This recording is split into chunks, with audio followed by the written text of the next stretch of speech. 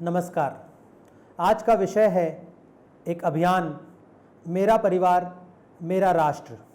मित्रों, आज मैं आपसे जो चर्चा करने जा रहा हूं वह कोरोना महामारी से लड़ने की योजना को लेकर है। मैं एक अभियान के तहत कोरोना के विरुद्ध युद्ध छेड़ने का एक प्रस्ताव रखना चाहता हूं। सबसे पहले हम कुछ गूढ़ प्रश्नों पर चर्चा करेंगे जिसका जवाब जानना अत्यंत आवश्यक है।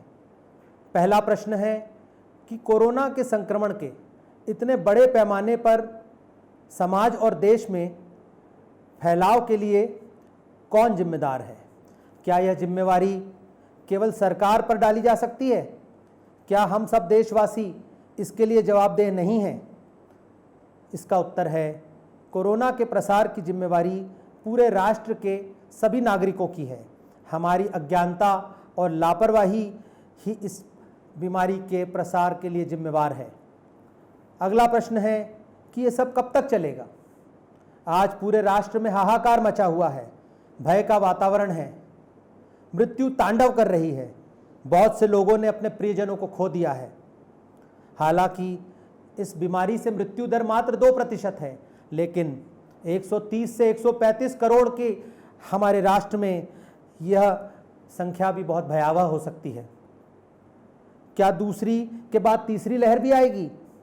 कब तक यह सब चलेगा? मित्रों, इसका उत्तर यह है कि जब तक हम सावधान नहीं होंगे यह सब चलता रहेगा। हम सबको इसके विरुद्ध एकजुट होकर कमर कसना पड़ेगी।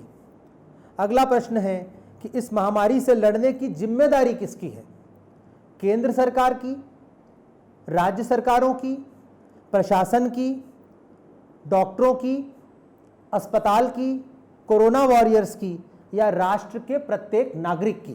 प्राचीन काल से जब जब इस राष्ट्र पर संकट आया, हमने उस संकट से लड़ने की जिम्मेदारी एक वर्ग विशेष पर डाल दी।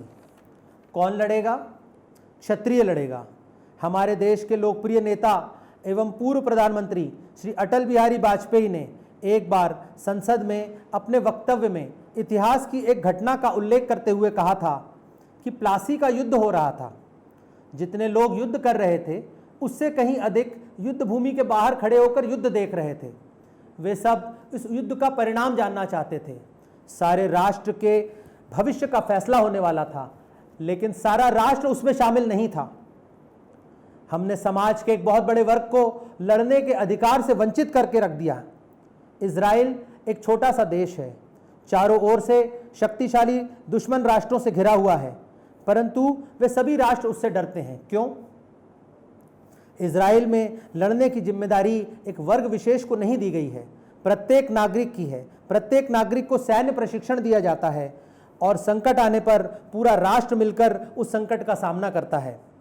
तात्पर्य यह है कि अगर संकट पूरे राष्ट्र पर है, प्रत्येक परिवार पर है, तो उससे लड़ने की जिम्मेदारी मुट्ठी भर लोगों की क्यों? हमें प्रत्येक परिवार और प्रत्येक नागरिक को इस लड़ाई में शामिल करना होगा। अब प्रश्न है कि हमें क्या करना चाहिए? मित्रों, यह सर्वमान्य सत्य है कि prevention is better than cure, अर्थात बीमारी से बचाव उसके उपचार से अधिक कारगर होता है। हमें इस बीमारी को होने से रोकना होगा।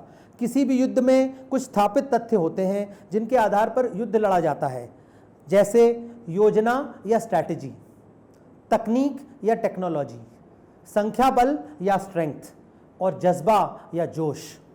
हमें कोरोना के विरुद्ध युद्ध के स्थापित सिद्धांतों पर ही लड़ना होगा। कोरोना संक्रमण के विरुद्ध 2 ही उपाय कारगर हैं। एक है वैक्सीनेशन या टीकाकरण। यह देखा गया है कि पश्चिमी राष्ट्रों में जनसंख्या के 30 से 40% वैक्सीनेशन होने के बाद संक्रमण कमजोर पड़ जाता है। हमें सरकार द्वारा चलाए गए टीकाकरण अभियान को गति देना होगी। अधिक से अधिक संख्या में हमारे प्रियजनों और हमारे संपर्क में आने वाले लोगों को, विशेषकर हमारे परिवार के सदस्यों एवं हमारे कार्यस्थल पर कर्मचारियों को टीकाकरण के लाभ बताते हुए टीकाकरण लगाने हेतु प्रेरित करना होगा।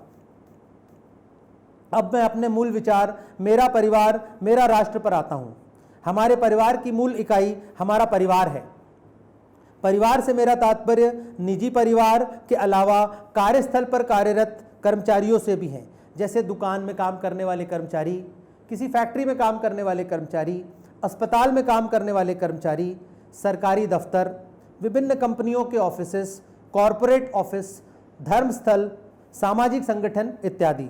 अब तक यह लड़ाई राष्ट्रीय स्तर पर लड़ी जा रही है। हमें इस लड़ाई को पारिवारिक स्तर पर लड़ना होगा। परिवार के मुखिया, युवा सदस्यों अथवा जिम्मेदार व्यक्तियों द्वारा यह जिम्मेदारी लेनी होगी।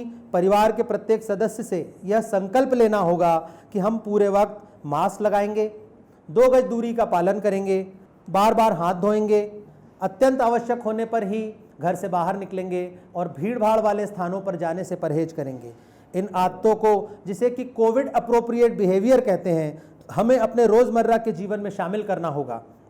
मुझे पूर्ण विश्वास है कि हमारी ये छोटी सी पहल कोरोना संक्रमण की रोकथाम में सार्थक साबित होगी। समाज के प्रत्येक व्यक्ति के योगदान से सरकार द्वारा किए जा रहे बचाव के प्रयास को बल मिलेगा। दोस्तों, अंत में मैं लड़ाई के सबसे महत्वपूर्ण तथ्य अर्थात लड़ने के जज्बे पर आता हूँ। मन के जीते जीत है और मन के हारे हार। इतिहास में कई ऐसे उदाहरण हैं जिनमें युद्ध में मुट्ठी भर सैनिकों ने अपने जोश और जज्बे के द्वारा अपने से कई गुना अधिक बड़े दुश्मनों पर विजय प्राप्त की है। हम चारों ओर फैली निराशा से निकलना होगा और नए जोश और जज्बे से कोरोना के विरुद्ध एकजुट होकर लड़ना होगा। अगर हम ऐसा कर पाए तो जीत सुनिश्चित है। मैं देश के यशस्वी प्रधानमंत्री, सभी सरकारों के मुख्यमंत्री एवं मंत्रियों, सभी धर्मगुरुओं एवं सभी प्रभावशाली लोगों से अपील करता हूं कि अगर समुचित समझें तो मेरा परिवार मेरा राष्ट्र अभियान को अपनाकर समाज के प्रत्येक व्यक्ति को इस धारा में पहुंचाएं, इस सोच को जन जन तक पहुंचाएं। इस संदेश का अंत मैं प्रसिद्ध कवि दुष्यंत की मशहूर गज़ल से करना चाहूँगा।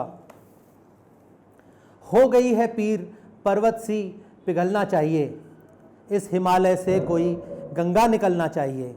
आज ये दीवार पर्दों की तरह हिलने लगी, शर्त लेकिन थी कि ये बुनियाद हिलना चाहिए। हर सड़क पर, हर गली में, हर शहर, हर गांव में हाथ लहराते हुए हर लाश चलना चाहिए। सिर्फ हंगामा खड़ा करना मेरा मकसद नहीं, सारी कोशिश है कि ये सूरत बदलना चाहिए। मेरे सीने में नहीं तो तेरे सीने में ही सही, हो कहीं भी आग लेकिन आग जलना चाहिए। धन्यवाद मित्रों।